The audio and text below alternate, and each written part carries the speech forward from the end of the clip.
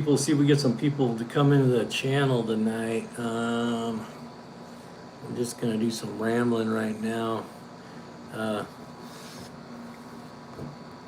I did some work in the studio today, moved some stuff around. We're working on the background. I think we're gonna put some metal up on the walls to make it look like a um, more of a garage situation in the studio.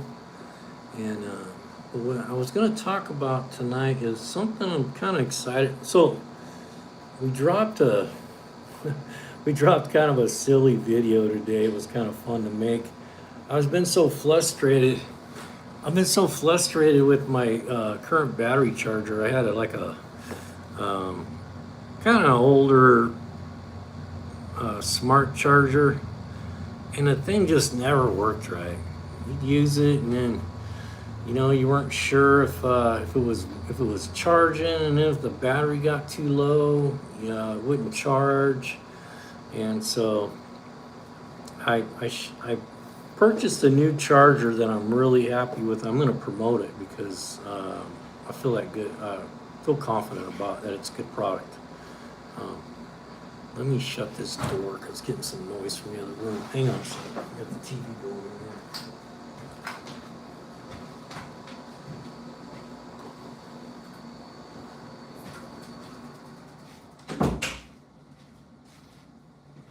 I'm here. Hang on. Just shut the door so the noise in the other room doesn't bleed in here. I'm back. We're gonna wait for a few people to come in. For those of you that are just showing up, don't miss out on Saturday night. We're gonna do a drawing for tools. We're giving away a snap-on wrench on Saturday night. So as you come into the room, if you would put a comment down, say where you're from, or we're going to talk about batteries tonight and battery charging a little bit. It's going to be a kind of a quick live tonight. Hello, Dom Knight. How you doing, brother? Glad you're here. I'll wait for some more people to come into the room. It's kind of hard to tell sometimes how many people are actually in the room. I'm not sure if I'm looking at this thing right. Okay, we got 5 people in here. So anyway, what I was gonna do with the live tonight, we're gonna talk about battery chargers and battery charging, and I replaced my old battery charger. And I don't know if you're like me, but man, I had this smart charger. I paid $75 for it, and I hated that thing from the day I bought it. You'd hook it up, if the battery voltage was too low, it wouldn't charge the battery, and then when it was charging, you weren't sure if it was charging right, the lights would blink. JD Gaming, hello brother, how you doing? So we're gonna kind of go over that today. I'm gonna show you this charger, and if you're thinking about replacing your charger, I would highly recommend this charger. It has a repair mode on it, which I have already saved myself about $200 by using the repair mode on this charger. So what it does is, if you have sulfated batteries that have been sitting around for a while, and it's not really out of range for price, it's a good price, and it's very small. That's what I like about it. I can wrap this thing up and put it in my toolbox in the bottom drawer. It works great. 19 in here now. Thanks, appreciate that. So anyway, I dropped a video today, so it's kind of a silly video, but I enjoyed it. It was fun. So I destroyed my old charger with a sledgehammer on camera, and I posted it to the channel. So go look at that. There's really no information there other than me being kind of silly, which was fine. Jinx Arcane said hi. How you doing? Hello. Hello, Arcane. How you doing? I'm trying to welcome people as they come into the channel. So anyway, if you get a chance, go look at that video. But what I want to talk about tonight is battery charging. So what can happen is, if you have a battery that's been sitting for a long time, it's not been charged, it gets sulfated, and it happens pretty fast. So let's say you pull a battery out of your motorhome and you just let it sit in a garage for a couple months. Right away, the sulfation starts to happen. What happens is it builds up on the plates, and then it makes it to where the battery doesn't want to take a charge. And a lot of batteries get thrown out because of that. And this battery charger that I just bought, it has a repair mode on it where you can actually blast the sulfation off of the battery, and you can bring those batteries back. I brought 2 batteries back that's been sitting for 6 months with this Air One lithium ion battery.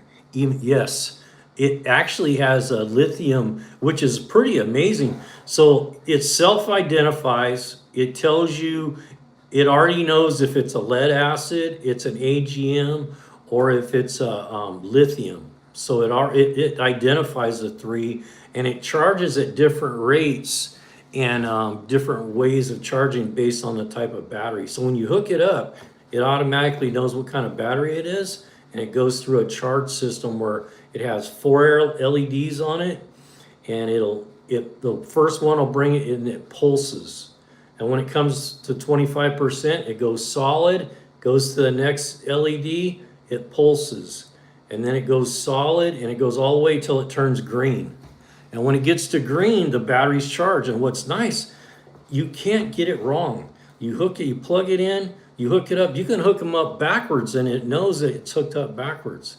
So you can just take a battery, which has always been a problem for me because I don't like leaving batteries charging in the garage, because if you forget about them on a standard battery charger, say a 10 amp charger, and you forget and you go home, you leave for the weekend, when you come back, man, that thing will be boiling.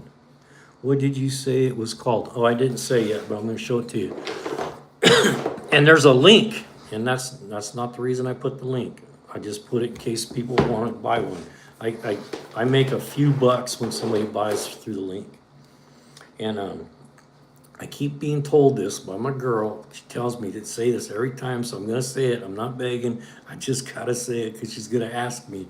There's super thanks on the lives. And if you do a super thank, you give me like $4 or something. It's like buying me a cup of coffee.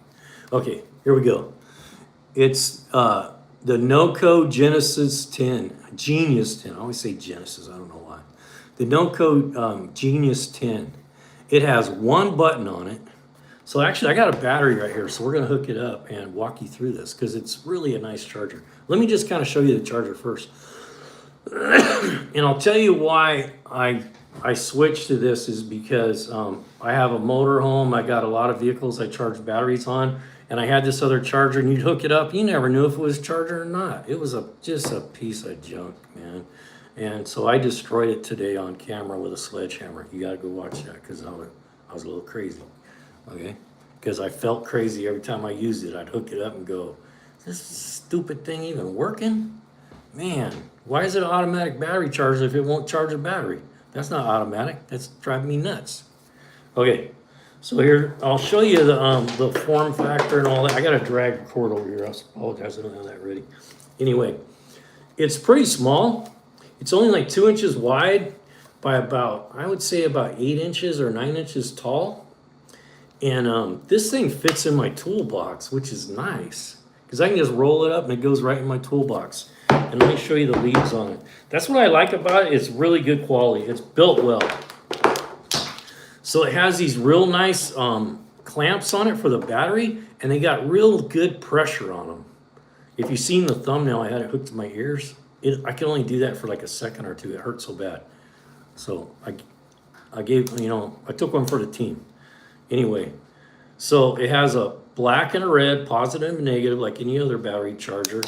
But they're good quality, made of brass, or not brass, copper. They're made of copper, really good connections, and really good connections where it goes on there. And these can be replaced if you was to damage one. You just unscrew it and you can put a new one on there. And then it does have a fused positive on it. And the cool thing about this that I really like, let me show you this though. So this can disconnect. So let's say you have 2 or 3 different kind of batteries. You can buy extras of these and leave this hooked to the battery. And then you don't have to mess with this. You just go like this and you plug it in when you want to charge it and you're done. But anyway, it has a couple modes on it that are really handy. One was the repair mode I talked about. So what happens on the repair mode, if you have a battery you hook up and it won't charge, you leave it on there overnight and you come back and it's still cycling, it's trying to charge, but yes, it's idiot proof. And I'm an idiot, so that works out great. Yeah, you have that, J-Lam, you have one? Yeah, I'm really happy with this thing. I've never been so happy with a battery charger. But anyway, I'll tell you, maybe I'll tell you something you didn't know about. So the repair mode, when you charge your battery and say you leave it on all night long and it doesn't charge, you can cycle through this with this mode button. You hold this for 7 seconds and it'll let you go to this repair mode. Make sure I'm pointing at the right thing here. Yeah, it's down here. So it'll let you go to the repair mode. And what the repair mode does, it'll blast the sulfation off that battery. You leave it on overnight in the repair mode. The next day, you switch it back to charging and let it sit for overnight again. And I've had 3 batteries. Well, 2 that came back 100%, 1 that almost came all the way back. So I saved 2 batteries with this thing. So for the cost of this battery charger, I saved $100 already by not having to buy a battery, which is nice. And I'll show you, okay, so it can do lead acid, it can do AGM, and it can do, I don't know why I always get the freaking wording wrong, the lithiums. So it can do a lithium as well, which a lot of people have those now, especially in motorhomes. It'll do 6 volt and it'll do 12 volt.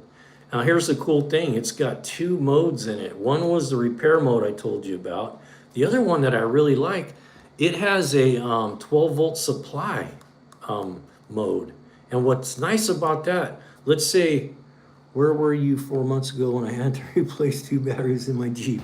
Yeah, well, that's why I'm putting this out here. I'm trying to save people, even though, it's around $100, some give and take, depending on the, month or whatever. But I actually bought this one for $85 at like one of the parts stores because I didn't want to wait for Amazon. And, but you know what, man, I've already saved myself 2 batteries already. So, I'm ahead of the game. This thing costs $100 and I've saved $200, maybe $400. Batteries are so expensive now. So anyway, so it has another mode on it, which is called the supply voltage mode. And so what you can do with the supply voltage mode, it's rated at 20 amps. And here's a smart thing. They put a fuse in it. Let's see if we can see that. They put a fuse in it, but the fuse is a standard automotive fuse. What a smart thing to do. So you can just put a standard ATO mini 20 amp fuse in there. Yeah, New York you did, huh? Yeah, I got lucky. I found my girlfriend was actually able to. The parts store gave her a discount. They wouldn't match the internet price, but they gave her a 10% discount. You're the man. Go big. Thanks, Anon. I appreciate that. Okay, so if you guys would, if you haven't subscribed, subscribe because we're doing a live Saturday night. We're giving away a snap-on wrench. Don't miss out on that. It's going to be pretty cool. We do a little trivia. And then when you get an answer right, you get to spin the wheel and you could win a wrench at the end. Yeah, definitely worth it, man. It's probably the best product I've bought in a long time. I'm really that happy about it. So anyway, the supply mode, what it does, and what's handy for me as a technician, is you can do testing with this. You put it on supply mode, it gives you a power and a ground, 12 volts constant. So if you want to check say a light bulb, a headlight, you just hook this. Every 12 volt component takes a power and a ground. That's all it takes to have it come on. It can be a light bulb, it can be a fan, it can be a horn, whatever it is, it needs a power and a ground to operate. So what you do, you put this on supply mode. Say you think you got a bad headlight and you're not sure, you don't have a test light with you or whatever, you can just take this, and sometimes you have to put a lead on there so you can get in on the pins or whatever, but just a regular light bulb. You can take this, attach it to the power, take this, put it on the ground, and you can test the bulb with the battery charger, which is handy. You can do a lot of testing with this. I'm a girl, the boys can win that. Yeah, but you know what? Girls can turn wrenches too. I know some really good technicians. I know a girl that was a technician when I went to school. She's probably one of the best technicians I ever met. So don't cut yourself short. You can learn. Anyway, so that's a really handy thing. So like, let's say you had a blower motor in your truck and you thought the blower motor was bad. You can take this thing, drag a cord out there, hook this power and ground to the motor and see if the motor runs. But you got to remember, it's rated at 20 amps. So if you put more than 20 amps on there, it's going to pop that fuse. Okay. So let's walk through this. Give me a second. I'm going to drag a cord. Don't go away. Don't be running off. Actually, I got a cord right here. I want to plug this in. I want to show you. So when you first plug the charger in, I'm going to show you so you can see it. So it has an indicator on it, so you know that you have power to the charger. And any of you that are interested, there's links in the description. You can purchase this. It'll take you to Amazon to buy one. So anyway, I'm going to show you. So I'm going to plug this in. Do I have this plugged in? You got to plug. Hang on, you got to plug it in wall first. See, that's why it has that. It has that on there for people like me. Right now, the cord wasn't plugged in the wall, and because that light didn't come on, I knew it had no power to the unit.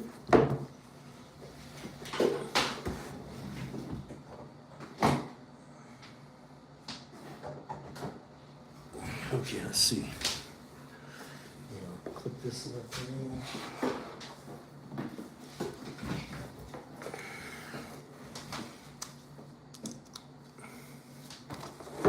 You know, guys, I'm working on it. For some reason, I got no power to this cord. Okay, I got it now. Okay, so if you see that, don't run off. I know I'm kind of fiddling around here. I want you to see for when I plug it in. So if you can see right there, when it, you would think so, huh? So when you plug it in, you'll see it'll flash a couple of little LEDs. Let's see if I can do this. This is not easy to do. Here, let's try this. Try to do it real fast. This is not the best cord to do this with. So see how the green LEDs come on, but it leaves this little light lit. So that way you know. Actually, I got that little push button thing. Let's do it again so you can see it. I'll let the light go out. It takes a second. So when you just see how the light went out. So when you plug it in, this is what you're going to see. It lights all up, and then it gives you that indicator, and that's just standby mode, and you know that you got power to the cord. So I got a battery right here. And I'm gonna go ahead. Let me see if I can get it here where you guys can kind of see what I'm doing. This phone thing, it's hard to get a good visual with the phone. I don't know if you guys can see that or not. It's just a small battery. So what I'm gonna do, you know what? I'm just gonna hook up the positive and negative. That's all I'm gonna do. You don't need to see that. I want you to see the indicator or the panel. So I'm going to hook it up backwards on purpose just so you can see what it does. So if you hook it up backwards, this is what you get. Did I get it backwards? See, I put it on. That's correct. That's not backwards. So it's self-identified that it's a AGM battery, which it is. And you see right here, that's telling me that it's starting to charge. And then it's over. When it gets to 25%, it'll go to the next LED. So right now it's working on 50%. When it gets to 50%, it'll switch up here to the third one. And then when it's fully charged, this will turn green and pulse. You see how it dropped back down? It'll just keep doing that until it gets the voltage up, until it goes into the green. And when the green comes on, it'll pulse. And when the green goes solid, it's 100% charged. What I want to show you is I'm gonna hook this up backwards so you can see what it does. So if you accidentally, this is nice for like if you have kids or your wife or whatever, you don't have to worry about them hooking up the battery charger backwards and doing some damage. So if you go in backwards, watch what it does. It gives you an indicator that says, "Hey dummy, you're hooked up backwards." Okay. So let's hook. Now I'm going to show you how to get through the different modes. Like I said, these are around $100. It's a good tool. You see how it's on AGM right now? If I want to, I can cycle through that to the different types of batteries. See how it's, so that'd be 12 volt acid, that'd be 12 volt AGM, and then that's, I don't know why I can't remember the type of battery that is. It's a lithium You think I'd remember lithium. I don't know why I can't. Anyway, so let's go back to the AGM. There's 12 volt, there's the AGM. So here's how you get into these other modes. Like, let's say you had a 6-volt battery. Yeah, it's a good thing it's idiot proof, because I can be an idiot sometimes. Not usually, but sometimes. Let me turn this way a little bit. So if you look right here, it has a 6-volt setting. It has 6-volt AGM. Then it's got 12-volt supply. That's the one I was telling you about, that it just gives you 12 volts to the end of the leads. And then it's got 12-volt repair. So if you want to get to those modes, it only has one button. That's all you got to remember. So if you just want to cycle through these, you just push it one time. See how it goes through there? Just click it one at a time. But if you want to get down here, you press and hold for 7 seconds, and it'll take you to the lower level. See how it came down here? So now it's on 6 volt, and then press and hold again, because you got to get down there to the bottom so it knows what to do. And you can cycle through these just like the other side. So that's nice. Press and hold. So if you wanted to go to the to supply voltage, you go to there and stop, and now you got supply voltage. If you wanted to do the repair mode, you got to press and hold each time you want to move that down to the other side. So if you want to go to the repair mode, you would go to there. And see how it blinks? When it blinks, it's in repair mode. And then you just leave it like that overnight. And then in the next morning, it'll stop blinking.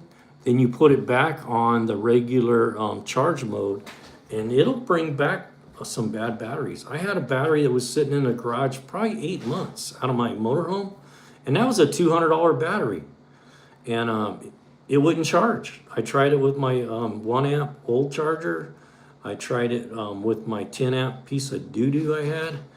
And then, but this battery charger brought it back. So anyway, there you go. If you're looking to upgrade your battery charger, I highly recommend this thing.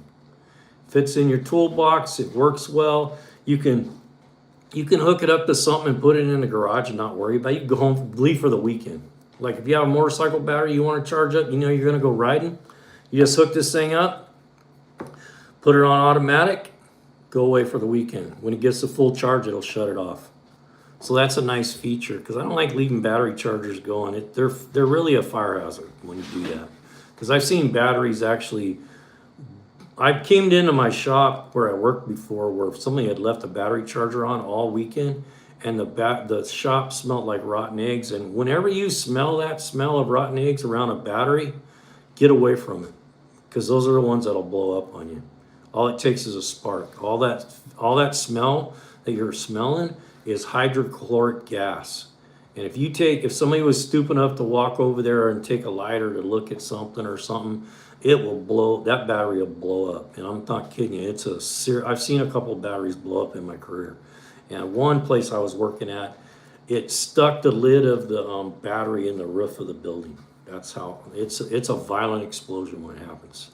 So, it's serious, So that's a tip I'll give you. If you ever working or you're doing something, you're at a shop and somebody brings something in, a battery to be looked at, and you lift the hood up and you can smell it, tell them turn it off, shut the hood. Do not mess with that battery when it's hot. I need to use mine in a while. Oh boy, also great info. Yeah, thanks. I appreciate you saying that. That's kind of what the channel's about. I've been a tech for 40 years. I've done a lot of stuff. So, I'm trying to pass all this stuff on to the young guys or people that just, want to pick up a few tips. So anyway, so there you go. There's a charger that I would highly recommend this charger. And see, I'm still on repair mode.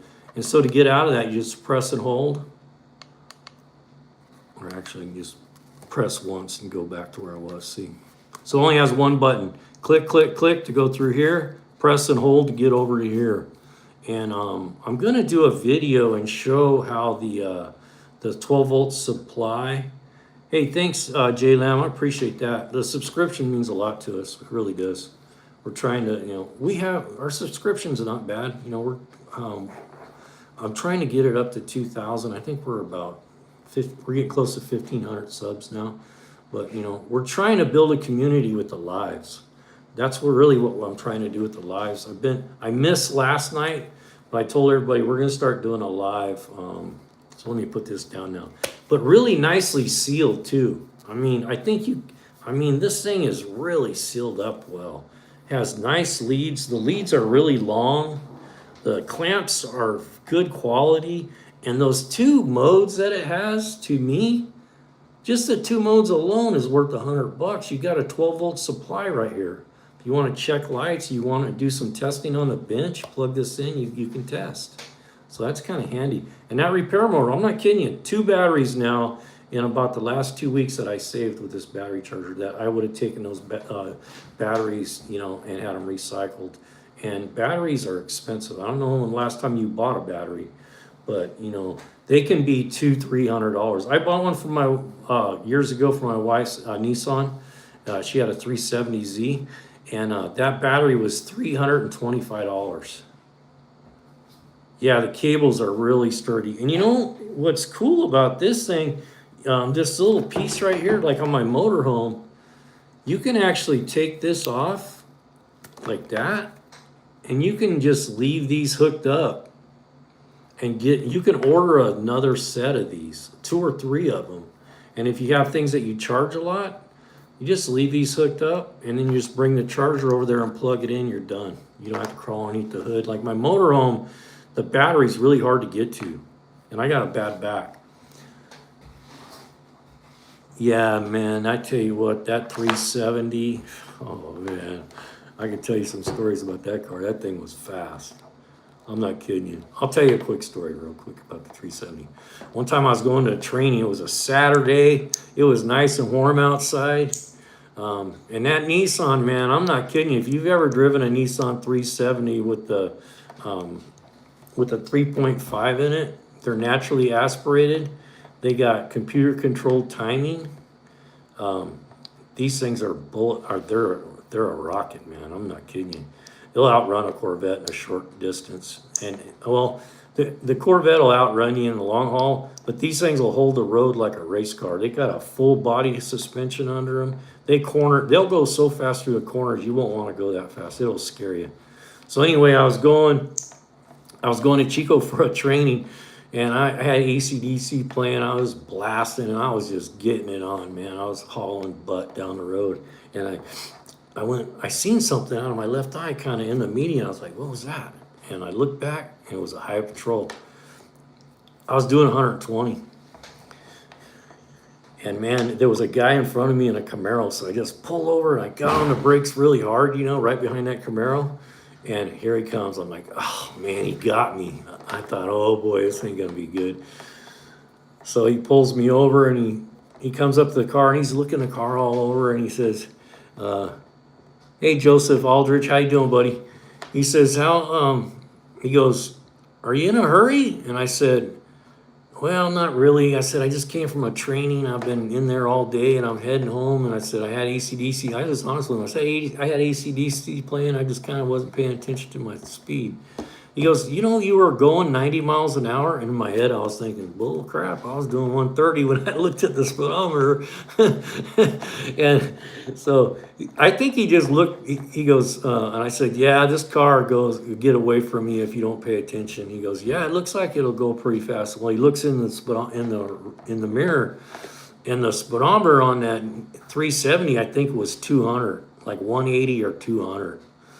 And it would do it, man. It would go 150 plus.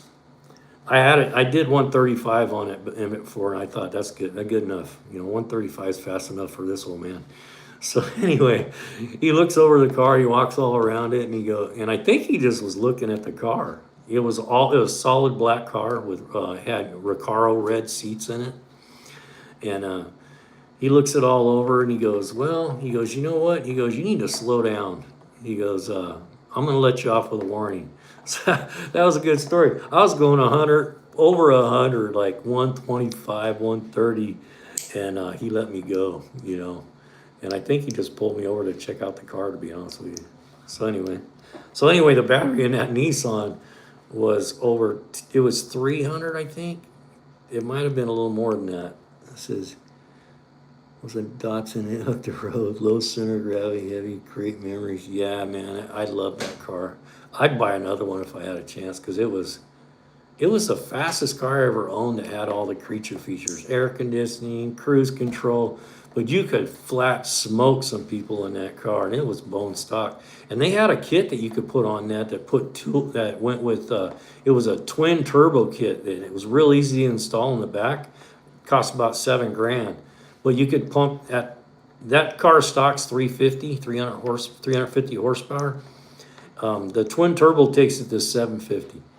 I couldn't imagine driving that car at 750 horsepower because it was that fast. I mean, you could just smoke people in that car. You have people pull up to you in Mustangs and stuff wanting to race, and when you stabbed that thing, it sounded like it had a turbo on it. I mean, it did not, and it was naturally aspirated.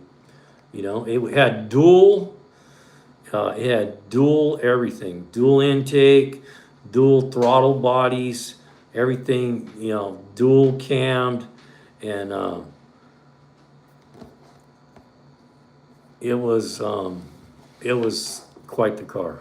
It was fun to drive, but also it was easy to drive fast. I don't know how I never got a ticket in the thing because I used to drive it like a maniac everywhere I went, which was not a good idea, but it was fun. Anyway, that's the story for the old Nissan 370. We got on that about the battery. The battery on that thing was really expensive because it had an odd shape to it. And then the other thing was the I didn't realize it when I bought it. The tires on that thing was they were about $3,000 a set, and because they were different sizes, you couldn't rotate them. The fronts were different than the backs, and they were 30 series tires. The sidewalls were that tall. And so and the tires only lasted about, I think, 12,000 miles. It was like a motorcycle tire. They were really soft and they didn't last. So about once a year, you were putting $3,000 in that car just to put tires on it. I bought a quart of fluid for the brakes. You got to buy it from Nissan. It's some special brake fluid. It's $50 a quart. So, yeah, the ticket would cost as much. Yeah, it would. I just got a ticket here recently. I was going over to the coast, and I kind of speed too much. Just about everywhere I go, I should slow down. But I was going over to the coast, and I was on Highway 20, and a cop got me over there. Got me going 70 and a 55, and that ticket was $450. What doesn't last long? The man behind you. Message retracted. Yeah, so, and I've done that on my motorcycle. I need to slow down on it too, because my electric glide, I haven't had a speedometer on that thing for 7 years. I just flog it everywhere I go.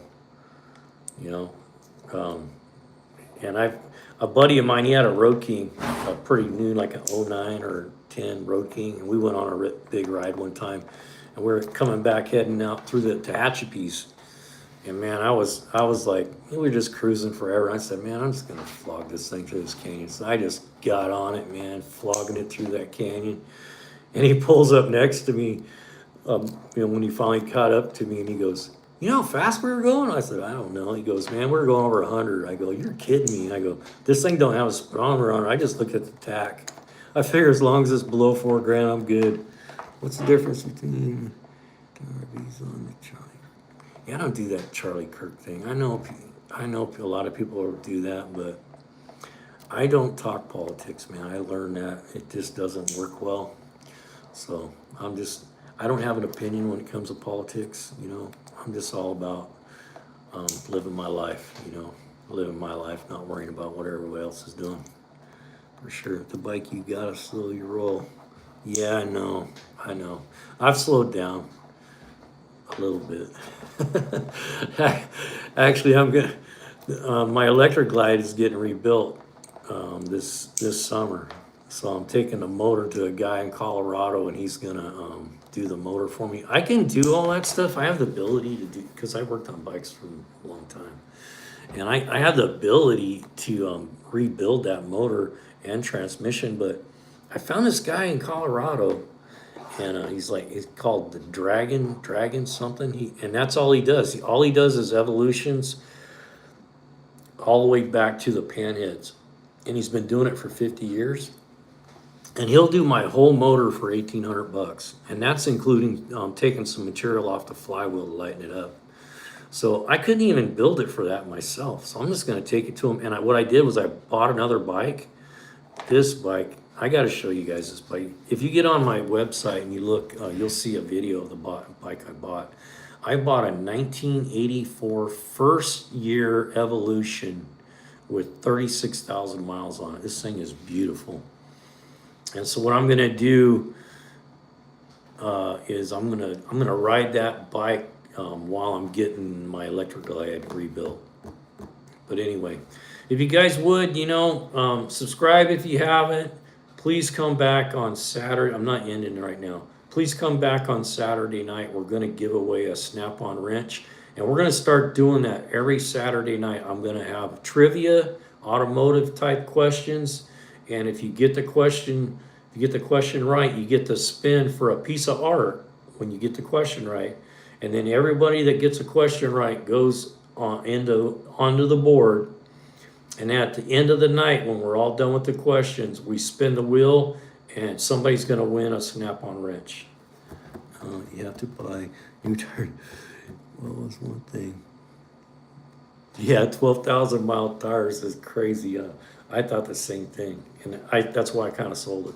I finally sold it because it was so expensive to own. You had to put premium gas in it. I'm responding to Jay Lamb about the Nissan. You couldn't buy regular for it. It would ping like crazy. So it said in the manual, do not use regular gasoline, premium only. So every time I fueled it, you had to buy premium gas for it. The tires were expensive, but honestly, I owned that thing for about 4 years. I never had a problem with it. Never had any kind of breakdown. I never had any kind of mechanical thing I had to go in and repair. Nothing ever broke on it. The thing was like the most dependable car you could imagine, and this thing was a freaking rocket, man. I'm not kidding you. What time on Saturday? I'm thinking 7, right after dinner. My girl, she works on Sunday, so that's why I'm going to do the lives on Saturday nights, and we'll have a good time. And part of the lives I want to teach. I don't know what level everybody is at, but so I'm trying to teach from the very lowest level. Even if you've never worked on a car or anything, I'm going to try to teach you some things that can save you some money. There are some real things that can save you money, just from a mechanic standpoint. I've been a mechanic for 40 years. So I went all the way from a technician all the way up to a fleet manager. I manage a fleet of vehicles for a government agency. So, I've done fabrication, welding. My big thing, I'm electrical. I've done electrical drivability with a scanner in my hand, check engine lights and all that stuff my whole career. But I'm trying to pass on this kind of information to women, maybe a single mom, that can't afford to have somebody pay to have their car worked on. Jay Lamb on the very lowest level. You know what though? We all started at the very lowest level. When I started, I didn't know nothing. That's how you learn. And you can learn basic stuff that can save you a lot of money. Hello, Thomas Foster. How you doing, brother? You can save a lot of money. I'm going to give you some advice right now about how you can save money, and it's related to batteries. This is what usually happens with people in batteries. The battery goes bad, they're out of town, or they're halfway to work, or go out to start their car from work and it doesn't start. So this is what happens. They have to have it towed. It goes to the shop. The shop isn't just going to come out and say the battery's bad. They're going to write you up, because I've been a service manager too, and this is how it goes. You're going to come in and say, you're going to call them and say, my car won't start. They send a tow truck. They bring it to their shop. They're going to charge you a minimum of an hour diagnosis time to tell you what the problem is. Even though it's just a battery, they're going to charge you an hour. Nowadays, shop rate's $200 an hour, so there's $200 right there. Let's say you had AAA, it didn't cost you nothing. But what if you didn't have AAA? Let's say it cost you $100 to have it towed. You're $300 in. They're going to look at it. They're going to check the battery. They're going to call you and say, "Hey, it needs a battery. It's going to be $200. So you're $400. They're going to charge you to install it. They're going to charge you to check the alternator afterwards. So that battery being dead is going to cost you $500 or $600 by the time you're done. Here's some good advice from a mechanic that's been doing this a long time. Every 4 years, put a new battery in your car. Don't wait. Batteries don't last. Usually a battery, 4 years is about maximum on a battery, and it'll start having problems. So what you do is when you take your car in, and I tell people, write the date right on top of the battery. When those 4 years are up, when you take your car in and have the oil change, just while you have it there, say, "Hey, I want to go ahead and change that battery while I'm in here." Because here's the thing, if you wait, you're going to buy a battery anyway. So why not just buy it before you have to have it towed, and then the service manager is going to charge you $200 to look at it, and then it adds up. Okay, your battery has lasted 8 years. I believe that, because I've had some batteries go 9 and 10 years. It's very rare. It's very rare. Most batteries, because I want to tell you, I've worked in a fleet where I had a fleet of 1,200 vehicles. And out of all those vehicles, the batteries last at the maximum 5 years, and you're putting a new battery in it. So if you don't, or have the Genius Boost, yeah, the Genius Boost is nice. But if the battery's bad, the battery's bad. You're going to have to buy one anyway. Batteries don't last forever. They have a shelf life. New vehicles, I'm not kidding you, new vehicles, they put low quality batteries in them. They usually last 2 years. So a brand new car, usually 2 to 3 years, you're putting a battery in it. So, it's just good advice. Every 4 to 5 years, I say 4 years, is just put a new battery in it. Because you're going to buy one in the next year or two anyway. So why not beat the mechanic in the shop to the punch and just tell them, "Hey, just put a battery in there while you're there." Then you don't pay for the tow bill. You don't pay for the diagnosis time. You're going to save yourself about $400 just by telling them, "Hey, change that battery. It's 4 years old." Let me see. I think I missed a couple things here. "Hey, do you know fast way I can cut off a catalytic converter?" Nah, we're not doing that part. Have you ever heard of fuel fragrance and makes you exhaust smell like bubble gum? I have not. I have not heard that. If you were, yeah. Yeah, it does depend on where you live. The cold really takes it out of the battery, and the heat. One of the biggest culprits for batteries is vibration. If you don't have a battery hold down, you need to have one, because the vibration of it vibrating all the time creates problems with batteries. About new vehicles for a minute. Okay, what do you want to talk about with new vehicles? J-Lam, what do you want to talk about for new vehicles?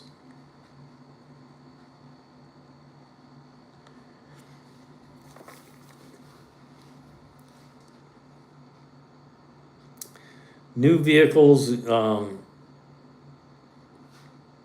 tell you when it's a good idea, I think, to have a new vehicle. It's like, if you depend on your vehicle for your job and you don't know anything about automotive and you don't have a good mechanic that can get you in and out of the shop, it's your money ahead to buy a new vehicle. I've been at car shows where the exhaust smells. Yeah, I've never heard of that. So, new vehicles are just, there's two ways to look at it. If you're a mother, you got 3 kids, and you're driving in the rain and you're taking them to school every day, it's a good idea to have a good new vehicle. Yeah, Rob, I was just going there. So, I work on brand new Ford pickups for the, I'm still working part-time. I work part-time, part year. It says, so I'm going to be looking for a new sporty looking sedan in the near future. A sporty looking sedan in the near future. Honestly, if I was gonna buy something new, I'd probably buy a Honda or a Toyota. I think they hold their value well. They're easy to work on. They're really dependable. Honda, I think, probably has one of the most dependable cars on the road. I don't like working on them. They're a pain in the butt sometimes, but so go look. Honda makes a nice little sporty looking couple different types of cars. So go look at that Hondas. I would do. But what the new, I'll give you my opinion on new vehicles.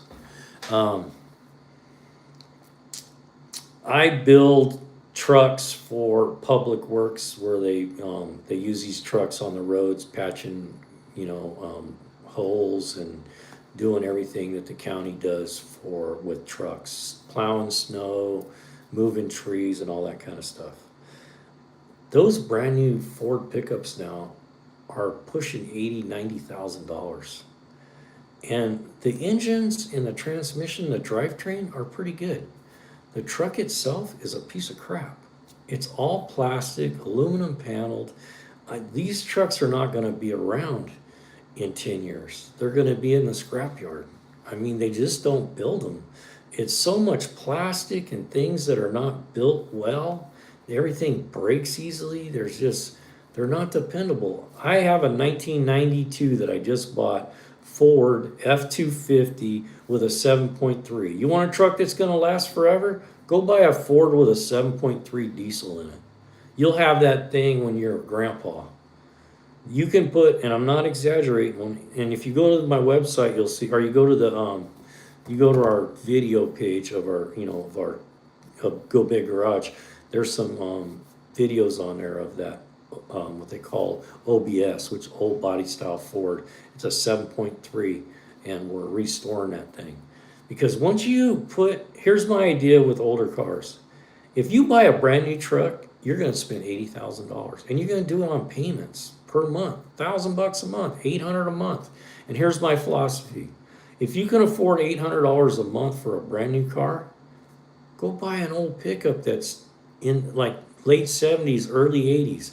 If you put $1,000 a month in that truck for 5 years, you're going to have the baddest truck on the road, and it's going to be worth something. That truck that you paid 80 grand for, in 5 years, it's going to be worth 30. It's just a bad investment, in my opinion. And they're not that dependable. They have a lot of problems. I see these brand new Ford diesels, man. They got all kinds of problems with the EGR coolers, with the DEF system on them. The transmissions burn up. I mean, just all kinds of problems.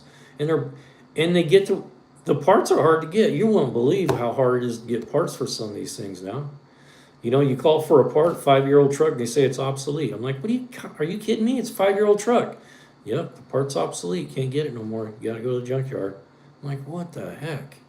So no, I'm not a big fan of buying new cars. I would rather buy something that's in really good body-wise condition, rebuild the motor, get a brand new trans put in there, redo the suspension, new brakes, you got a brand new car. And that thing will last you forever.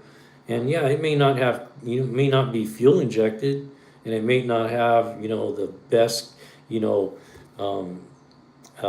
internet access and all that stuff, but that car is going to be worth something, and you're not throwing away money. Yeah, nobody wants an old, slow rust bucket. Yeah. I don't know if it has to be old and slow. It can be a rust bucket, but you know what? Rust is metal, man. It's easy to fix. Delete those new trucks or just get a pre-emissions and diesel. Yeah, you know what? That's why I got that 92. So the 92, it doesn't require smog in California. And it's a diesel, so it doesn't have any emission issues. Look up the dependability of a 7.3, and that 7.3 is an IDI. It has no computer in it. It's all mechanical fuel injection. no computer, and it will pull 25,000 pounds still. I don't need a truck. Yeah, I get it. You don't need a truck. Go look at Toyota and another one. It's not as a sporty, but I think they're a good vehicle. They're a good, safe vehicle. And if you're done, they used to have histories of overheating, but Subaru is a really good vehicle. They're real easy to see out of. They're great for like when you're traveling and sightseeing because they sit up the way the windows sit. They're really easy to sit out of, see out of. And Subaru just has a really good track record for safety and dependability. They'll last for a lot of miles. I've seen a lot of Subarus go 400,000. Are you rooting for me? Suk. Indeed, gotta be a pickup man. My truck's a junkyard Frankenstein. Yeah, there's nothing wrong with that. You know, it just shows that you're not afraid to work on it. These brand new trucks with their tuxedo, styling is it's not my cup of tea. I once like my Harley. I've been hounded on forever by my friends. When are you gonna get rid of that carbureted piece of crap? And I said never.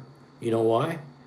Because when this thing breaks down on the side of the road, which it has never done, I can fix it. When that computer controlled, Harley that you're driving goes down, you're calling a dealer. You're calling the dealership, and anything you do to a new Harley, you got to hook a scanner up to it. That one I can put a camshaft in, new carburetor. I can pump it up. I can do all kinds of stuff to it. These new Harleys, everything's done with the mapping with the computer. Subarus have CVT transmission now, heads on the sides. No, thank you. Yeah, they've always kind of had a problem with the CVTs are just common now. A lot of new cars have CVTs in them, and if you don't know what a CVT is, it's almost built like a snowmobile transmission. So it has big cone gears in it. So as the cone moves, it changes the ratio of the gearing, so it doesn't shift. It's weird if you're used to cars shifting first, second, third, fourth. When you drive a CV2, you'll go, well, this thing doesn't shift, but it's not tacking out. So when you step on the gas, it goes and it never shifts. It's really common though. You see CVTs almost everything anymore. Me truck, no computer. Yeah, for sure. 06 F-150.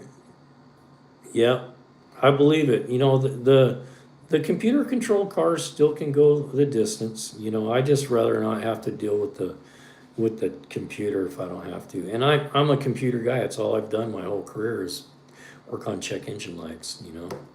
So, but that Ford I have now, I have a 1971 Chevy C20 with a small block in it, and I have a 1999 Ford F-150 with a 5.4 in it. And that 5.4, that's been a good truck, and it's computer controlled. But that IDI, man, I can't wait to get that thing going. It's going. I want to do some modifications. I'm gonna do some exhaust on it and stick the exhaust up, put some stacks on it, and we're gonna do a couple little things to it. Israel, first I see. Whoever decided to put carpet in trucks. Yeah, that's that's not very smart, is it? Yeah. Chevy were the smart ones. They always put rubber pads in the trucks. My old Chevy, that's a 71, it still has the original rubber pad in it, and it looks pretty good for an old truck, Mike 02 Chevy dually has, and she still runs great. Really? The 02, what motor's in that? What motor do you have in that Chevy, Rob? My grandson just bought a Chevy 3500. He pulls his boat with it. Burnt the transmission up already, though. We had to put a tranny in it. 453, man, that's a lot of miles. That's pretty impressive. 8.1. Yeah, I'm thinking I don't remember what the motor size in it. For some reason, I think it was like a 5 point something. For some reason, I'm not sure. 8.1. Wow, that's pretty impressive. You know, anytime you can get that kind of mileage out of a truck, man, it says something.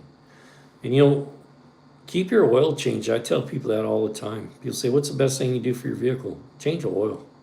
Oil changes are cheap. Yeah, I think it's a 5.3. It's the 5.3. That's what he said. And it burned up the tranny. But you know what I think happened on his is crazy. He took it to a shop to have the radiator changed, and he called me and he said that the shop said that the cooler lines were backwards. So that it was flowing backwards in the cooler. And I haven't confirmed that, but he lives in Tennessee. But he had to it cost him $5,000 to put a new transmission in that truck. But he fishes, he bass fishes tournaments. So he has a boat he pulls with it. Yeah, she's a trooper. I always change the oil early, and I do all the meetings myself. That's good to hear, Rob. I love hearing that because I see so much of it anymore where young guys just don't know how to do anything. They don't have a clue. They open up the hood. When I was a kid, man, I ran around with my uncles, and they did stuff, man. They tore motors out of cars and tore transmissions, cut the frames. I mean, back in my day, that's what we did for fun. We built hot rods and stuff. And nowadays, these young guys, you never see anyone working in their car on the driveway anymore, which is kind of odd to me. And all of our skill and knowledge is like being lost. Nobody knows how to weld anymore. Nobody knows how to do basic carpentry. So yeah, new cars can be more, but not always. Not always. I'm telling you from a guy that's worked as a technician on brand new cars for a long time. I've seen brand new cars come in the shop and be broke down with only 20,000 miles on them. You have to be around us to work on those new cars and trucks. That's why you don't see us working on them. That's true. Yeah, the new cars, I would be reluctant to try to tell a young man to learn how to work on a brand new car. Because if you're not willing to spend $5,000 on a scanner, you're probably not going to fix too many of them. I mean, you can fix basic stuff like brakes and water pumps that are leaking, belts you're putting on, change an alternator, that kind of stuff. But when it comes to a drivability problem where it runs bad, if you don't have a scanner, you're not fixing it. Can I think it's a cost thing mostly. Hey, anybody can pray for me. I don't care. Pray away. I think it's a cool cost thing mostly. Yeah. The older vehicles, look around. The values are going through the roof. I just seen a 95. So what I was looking for I was gonna go with a computer controlled Ford. I wanted a Ford F-250 7.3, a 2000 crew cab. That's what I wanted. And the prices are crazy. So this 92 I bought, I just seen a 95 the other day. Same truck, two-wheel drive, extended cab, 7.3 with about 150,000 on it, and they sold it for 15 grand. So these older trucks that are in the 90s they're getting to where they're getting $15,000-$20,000 for them. Yeah, diagnosing is tough. Diagnosis, that's what I've done most of my career. And it's not a simple thing. And I've been doing this for a long time, 40 years. And, I'm not patting myself on the back, but I'm a pretty good drivability guy. I can usually fix most things. I haven't come across too many I can't fix. But, I've been doing it a long time. And the scanner thing is just ridiculous anymore. I had a truck. I worked 6 months out of the year part-time. I work part-time, part-year. And so I worked on a truck last year, and I convert a lot of cars I convert a lot of vehicles into police cars for the sheriff's department. put all the lights on it and, all the stuff, the guns and all that stuff. So that's what I do. And as I was doing this build, I pulled the front seats out. And when I pulled the front seats out, I had the battery connected. And when I got done, it had set a code for the airbags. And I couldn't turn it off. I had to take it to the dealer to have them hook up a scanner to clear the code for the airbags because I removed the seats. We should all free. He tries like a maniac. Yeah, God takes care of fools and idiots, so I'm okay, I think. I slowed down though. That was a few years back. I slowed down a little bit.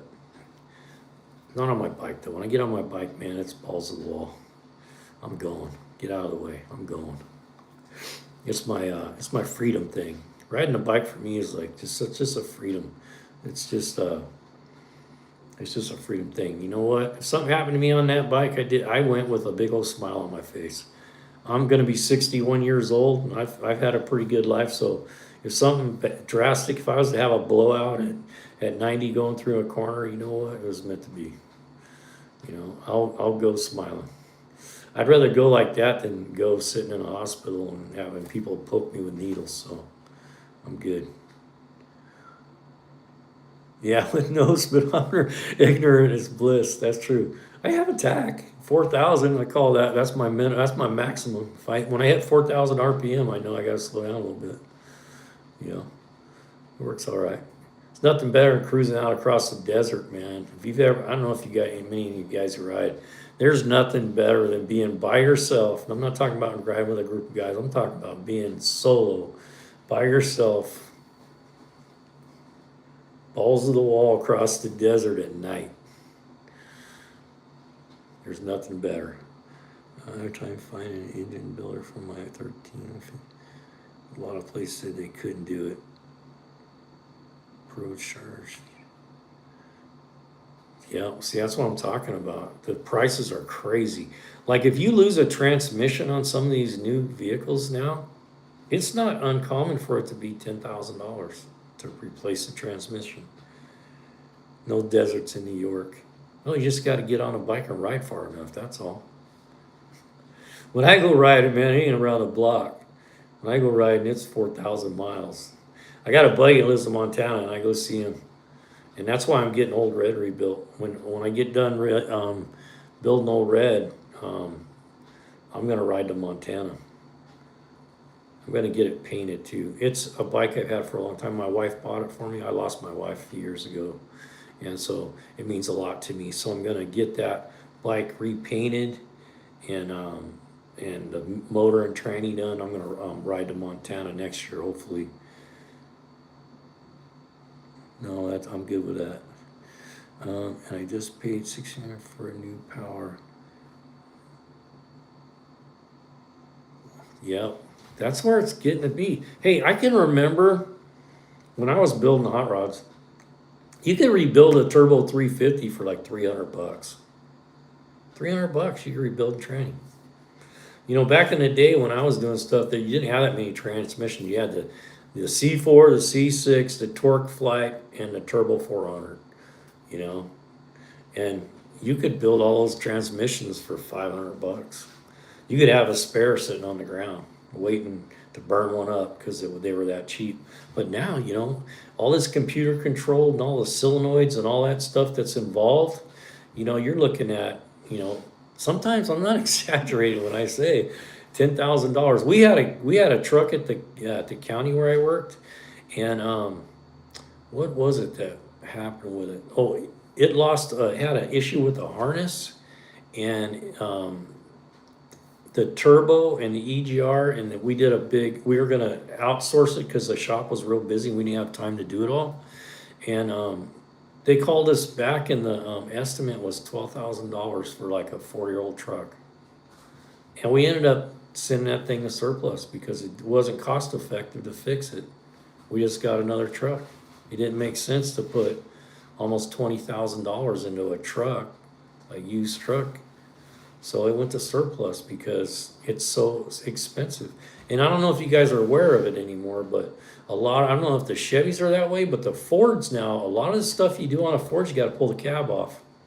The whole cab's got to come off for the stupidest stuff. A little module or something, you got to pull the cab. You know, you got to do, I mean, just about like if you have to do anything in the motor, like pull the heads off or something, the cab has to come off. It's ridiculous. Learn to enjoy the bad trips. I feel like a night in a scary canyon when I wig out.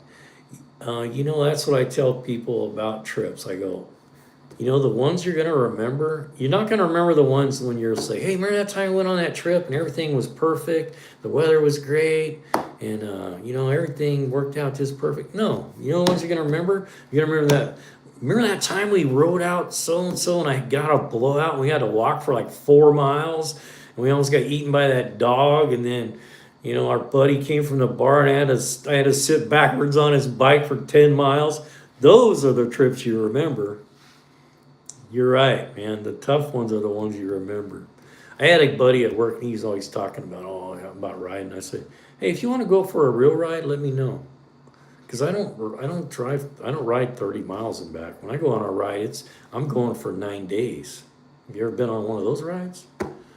And I said, whenever you want to go, let me know. We'll go on a 10-day ride. One question, cupcake.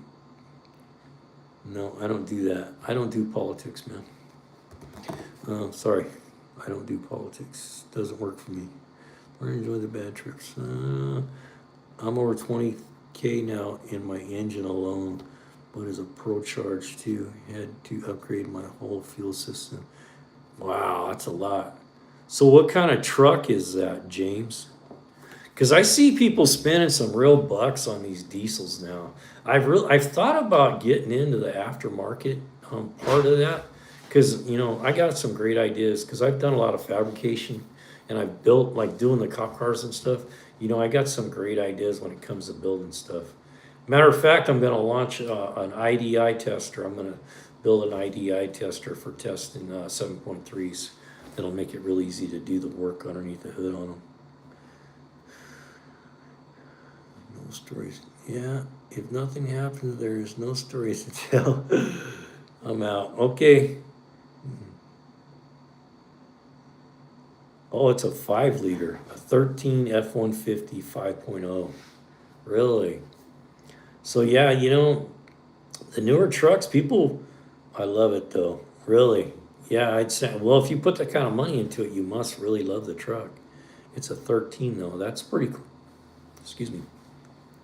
That's pretty cool. You know, that you kept that, made it look and make it run hard, you know. You have any thoughts on hybrid versus gas engines?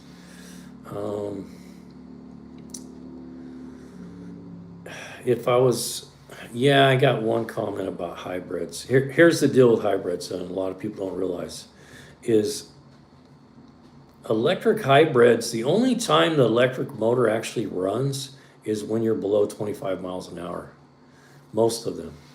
So once you go above 25 miles an hour, the gas engine kicks in. So the only time hybrids are really an advantage to you is if you live in somewhere where you're stop and go driving, like in San Francisco, or you live in a city where you're doing a lot of stop and go driving. But if you're getting on the road and you're driving to work on the freeway every day, a hybrid doesn't do you a lot of good other than you got two different systems to maintain. But if I was gonna buy a hybrid, I'd buy the Toyota, the Prius. I know a lot of people poo-poo the Prius, but I'm telling you, they're very dependable. They have a great track record as a hybrid, and they'll go the distance. They really will. It's paid off. I don't want 1,000. Yeah, no doubt. You know, who wants a? I just don't even understand it when I see these young people, you know, young couples, and they're both driving a car, and they're paying like a $700-800 a month car payment, and it's the biggest waste of money of investment you can do, because you're buying a vehicle that depreciates from the day you buy it. You're paying high interest on it. And you know, I hear people say that all the time. Well, I need a car. Well, save up $5,000 and save $5,000. Go buy a used car and then take that $1,000 a month that you're going to spend on that new one and put it into that car that you paid $5,000 for. Now you don't have a car payment. You got something that's going to be something someday, and you got something that's going to gain value. You know, it's like buying a house knowing that it's going to lose half its value in 10 years. Would you go spend $1 million on $1 million house knowing that in 5 years it's only going to be worth $500,000? You know, and then paying all that interest on top of it. So these young people need to be taught all this stuff. You know, I was just as bad when I was young. I never, honestly, you're looking at a guy that never has bought a brand new vehicle. When I bought that Nissan, that 370, it was 2 years old, so I didn't buy it new. And I did buy one vehicle brand new. I bought my wife a Honda 750 when she first started riding, brand new from the dealership. It was a motorcycle. It was about $7,000. That's the only vehicle in my lifetime that I ever bought brand new, because it doesn't make sense. Here's what I tell my grandkids: buy what you need, don't buy what you want. And when you get to be my age, you won't be broke like I am. You know? So anyway, I was supposed to make this a 10-minute live tonight, and my girl, she's probably in the other room about ready to strangle me. But anyway, I appreciate everybody that showed up for the live tonight. And if you would, you know, come check out the live on Saturday night. We're going to give away a Snap-on wrench, and we're going to talk automotive. So if I bought let me look at this real good. I bought an abandoned lake house 3 years ago for $95. Fixed it myself now.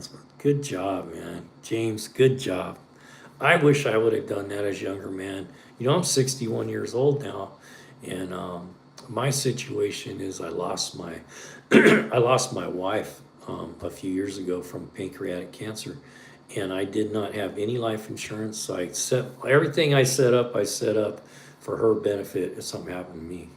And I never thought in a million years that I would outlive her. And so I put myself in a bad spot.